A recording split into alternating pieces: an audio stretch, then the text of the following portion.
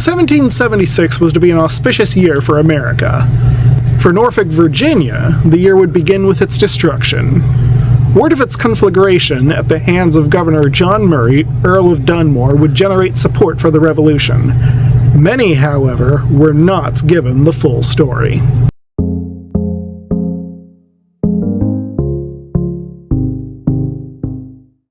On the last day of September, 1775, a detachment of British troops confiscated material from the Norfolk printing office. Their stated goal was to publish a few documents defending their conduct.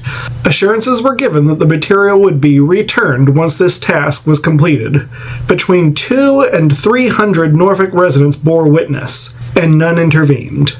On October 22nd, Richard Henry Lee, then part of Virginia's delegation to the Continental Congress, wrote of the disgraceful conduct of our Norfolk in suffering Lord Dunmore with a few men to take away their printing press.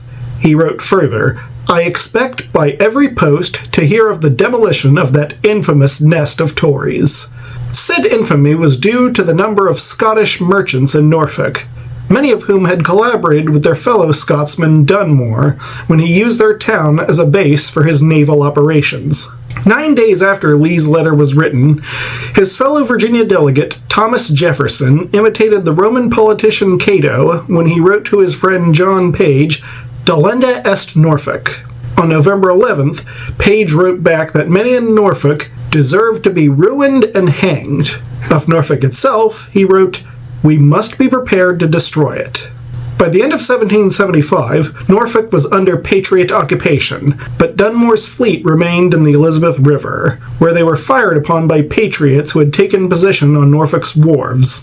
It was determined that the best way to dislodge them was to level the riverfront, denying them any place to take cover. To this end, the British ships HMS Liverpool, Otter, Kingfisher, and Dunmore opened fire on the city between 3 and 4 o'clock on the first day of 1776. This cannonade lasted for 7 hours and provided cover for landing parties, which set fire to several houses.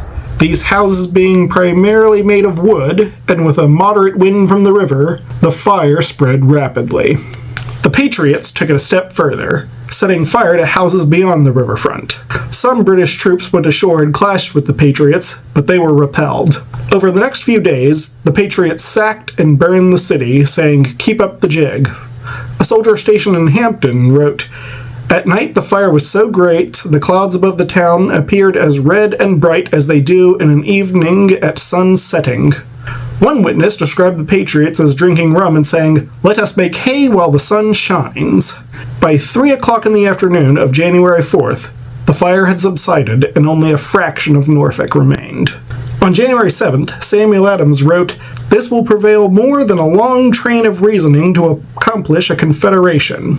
8 days later, Dunmore's Gazette asserted that the Patriots had set fire to houses that would have otherwise been spared from the flame.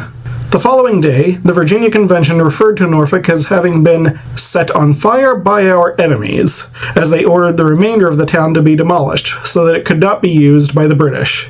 Its president, Edmund Pendleton, wrote, "Lord Dunmore had done that horrid work, fit only for him."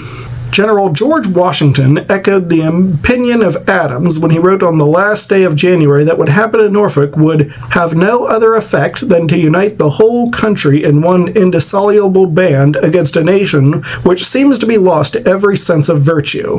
On the same day, the Virginia Committee of Safety ordered an inquiry into the allegation made by Dunmore's Gazette.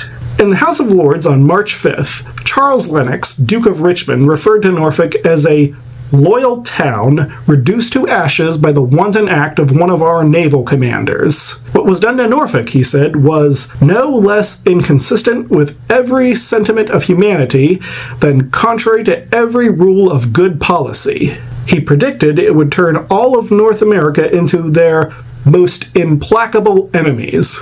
Indeed, 4 months later, the Declaration of Independence alluded to Norfolk when it accused King George III of having burnt our towns. This grievance is ironic in view of what Jefferson had written 8 months earlier.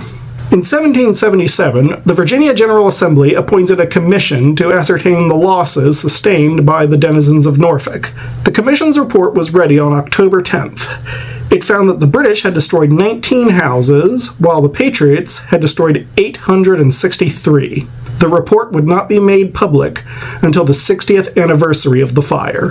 Chief Justice John Marshall later described Norfolk as having been the most populous and flourishing town in Virginia.